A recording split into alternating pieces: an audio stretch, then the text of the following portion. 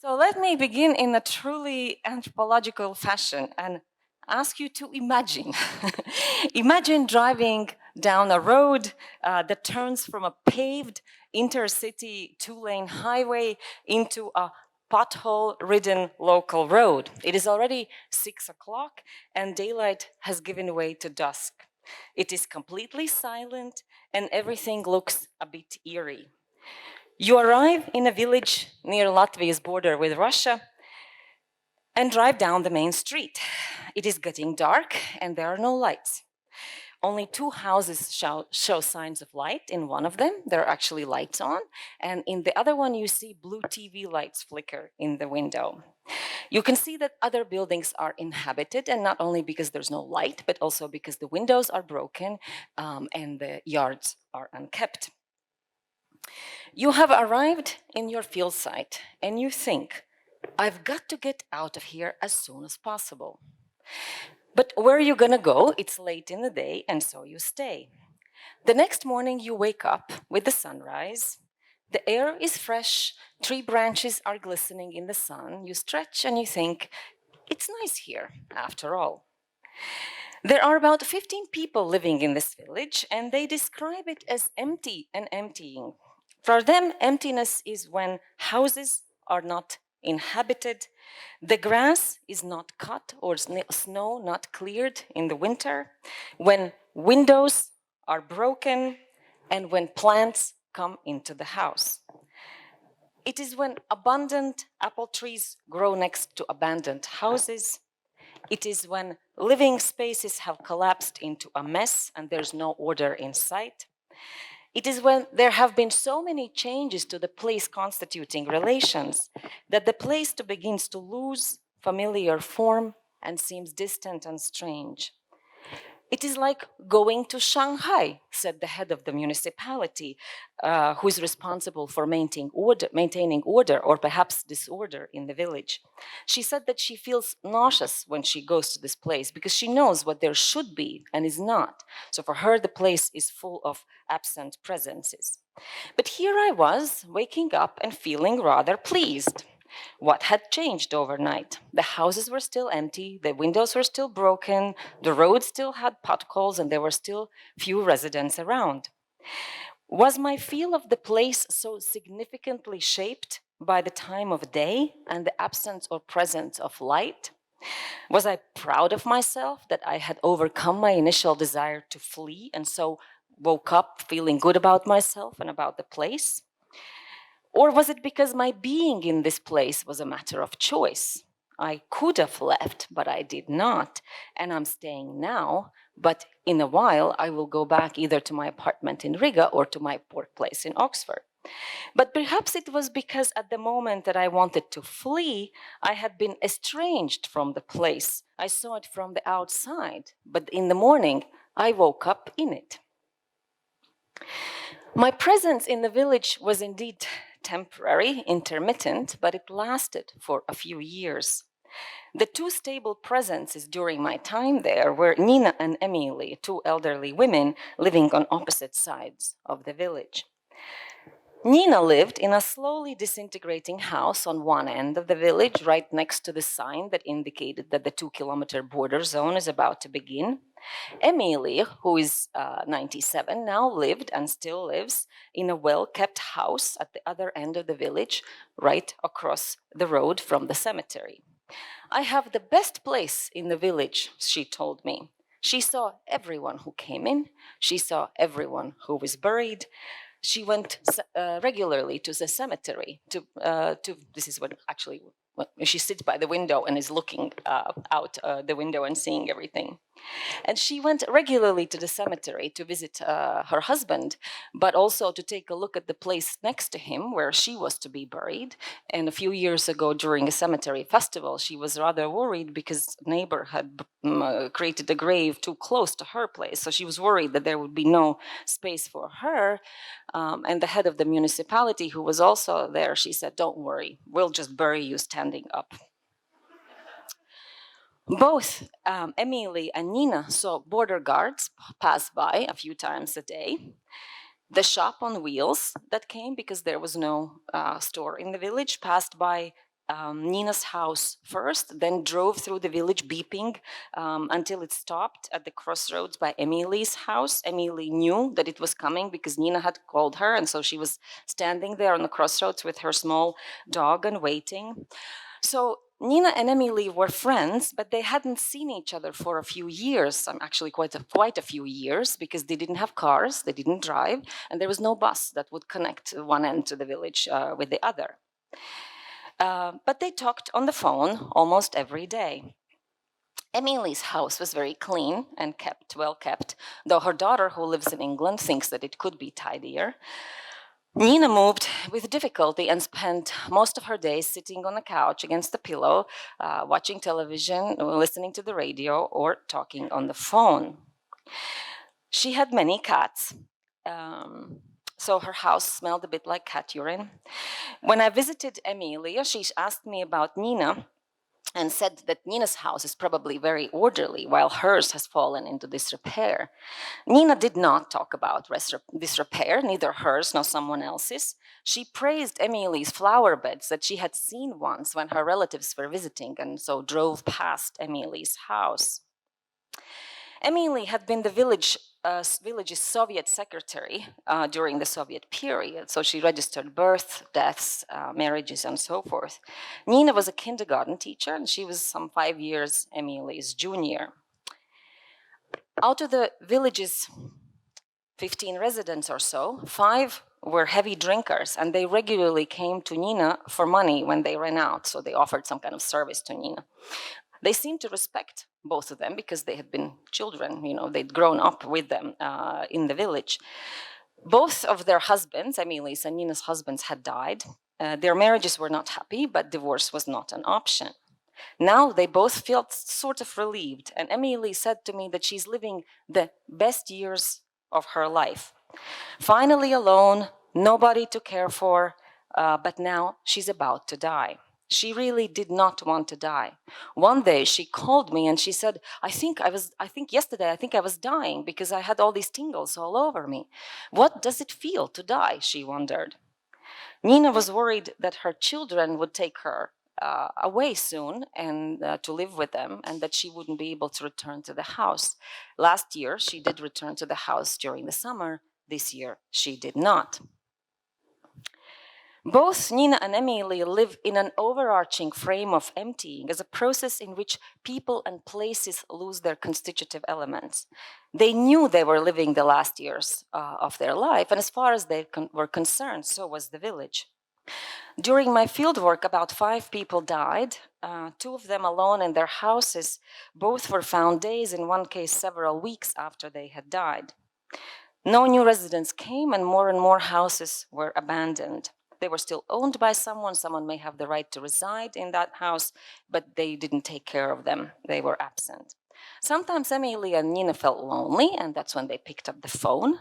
Sometimes they felt happy in their aloneness because they were in a familiar place. They were at home, the home that I wanted to flee. And the alternative was a corner in a children's urban apartment or the nursing home where emptiness would seep inside. Besides me, the anthropologist and the head of the municipality, very few people came to the village. Once in a while, the district's tourist office talked about how the imperial railway infrastructure, and these houses are actually built for housing railway technicians in the late 19th century, how this could be made into a tourist attraction. Once I witnessed a tour of the neighboring district's reading club come by, and the district's tourist office put up an information sign that contained spelling mistakes and a few factual mistakes as well. Another time, the district organized a day of collective labor where they went into abandoned houses and apartments that were owned by the municipality and sorted through the abandoned things. And they sorted these things into waste and things of potential value. And this potential value was museum value. They put things aside saying, that might be for the museum, although there was no museum in the village. So for them, tourism was a kind of a last utopia of sorts, but it was continuously deferred. Right? They imagined that the village could survive was through tourism, but it never actually happened. In another location where I worked, outsiders did come in and consume emptiness. It was an industrial settlement that contained the ruins of a factory that had been a pipe factory built in the 70s. In the 1990s, its clay reserves were privatized as part of a large forested piece of land and now resemble a lake.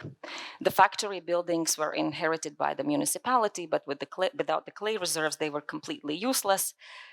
Unable to find any use for them or find anyone who might find use for them, the municipality put up signs that said danger after a 10-year-old kid had died climbing the structures alone, and just left it be. So that's how it stands. On weekends, you sometimes see dark tourists come. At night, they walk through the buildings with flashlights, imagining that they are in a Tarkovsky film. During the pandemic, a DJ came and set up a video kind of production thing in the ruins. He recorded a video, and I found out about it from a local resident who had made it his habit to walk by the ruins at night to see who is there, if anyone is there. So he saw the DJ, and then he found the video later online.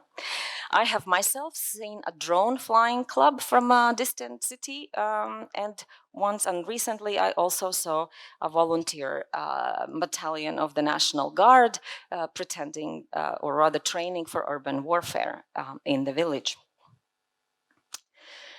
One of the first times that I visited this settlement was with an Orthodox priest. On our walk through the settlement, we approached two women sitting on a bench. These are two men, but imagine there were two women sitting on a bench by one of the still functioning but half-empty apartment buildings. Both recalled how they had coveted the now crumbling apartments when they had arrived from Russia in the 1970s.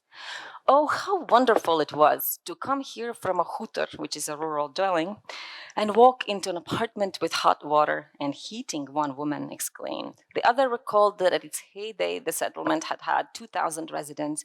Now were 200, now 200 remained. What will happen here? Asked the priest. Nothing. What can happen here? She replied.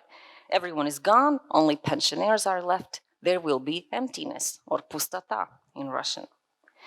The priest, however, said that he had learned to see emptiness as an opportunity. He imagined using the ruins of the factory and residential buildings for games of paintball, and the emptying apartment buildings as housing for tourists. Otherwise, he agreed with the women's assessment of the fate of what remained of the Soviet socialist articulation of people and place. What will be here in 50 years, he asked rhetorically, and provided an answer right away. The remaining buildings will be taken apart for building material when they stop being watched and cared for. Then they will start crumbling. The remaining residents will be resettled into social homes because it will be inefficient to heat the municipality-owned apartment building for 1 or 2 residents. For some time, people attracted to mysterious places will keep coming and taking pictures of themselves amidst ruins, but then they too will stop coming. Everything will be overgrown with vegetation and be gone. Yet what for the women was a definitive ending was a potential beginning for the priest. The undoing of modernity opened the possibility of creating other worlds. The priest dreamt about heading a self-sufficient community of believers. He was hoping to find future members of such a community in this settlement, but most people here were old and they were looking for God, not to live life anew, but rather to prepare for death. And thus the priest had set his eyes on Russia. This was before the start of the war, where he thought there was plenty of space and a self-sufficient community could be easily established in some emptying village near a regional urban center. The community members, the priest dreamed, would make bread, honey, cultivate grain, produce everything they needed. The new life, imagined by the priest, would be guided by God rather than the state, and provided for by one's own labor rather than supermarket. At the same time, it wouldn't be entirely disconnected from the state and capital, insofar as land would have to be acquired through some formal or informal agreement with authorities, and the community would be tied to a nearby urban center through relations of exchange and so forth. He imagined a new order amidst the ruins of an old one, and he imagined it in a multi-order setting where God's order could interact with another to the benefit of both. There are other people who, like the priest, see opportunities where the two women saw loss.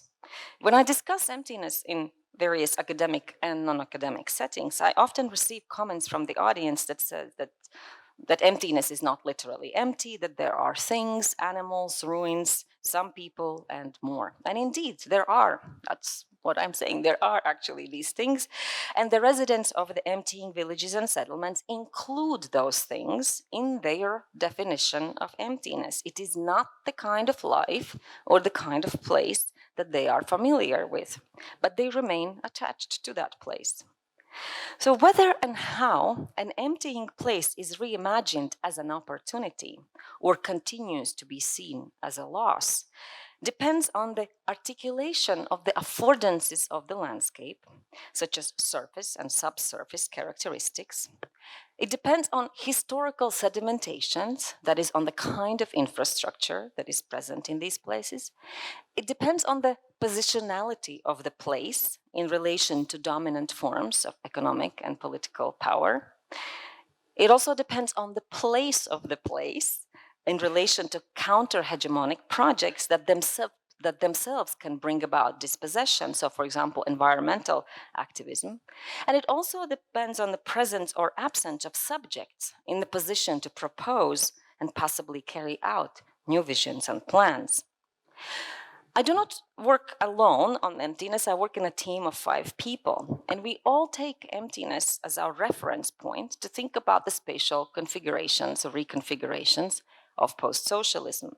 And we all encounter this interesting phenomenon whereby emptiness can be seen as both loss and opportunity without any actually change of the material conditions. It sort of is a shapeshifter.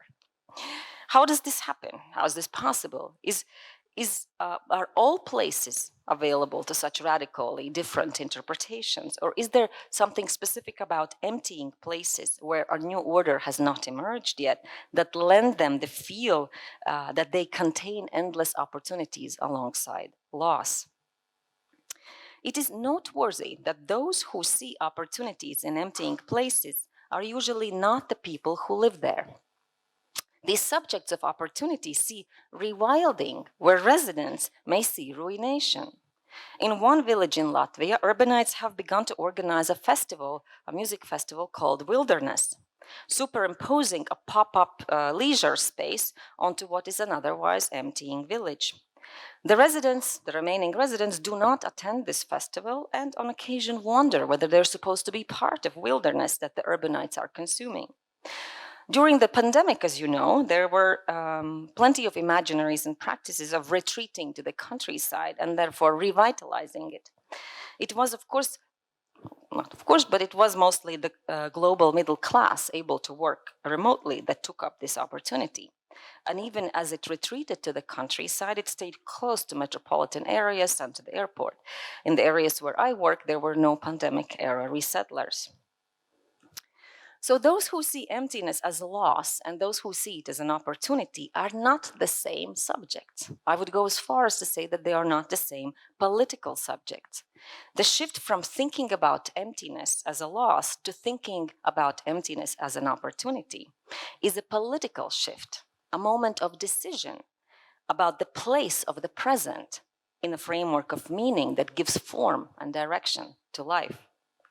There's no neutral platform, no shared frame in which all, those who see emptiness as a loss and those who see it as an opportunity, can be equally represented or can equally take part. Establishing such a frame requires remaking subjects, and in some cases replacing subjects and producing a different kind of space. For example, replacing the residents of an emptying village with middle-class mobile subjects who inhabit and produce space differently. It could be said that seeing emptiness as an opportunity emerges from a middle-class position and therefore amounts to middle classification of space.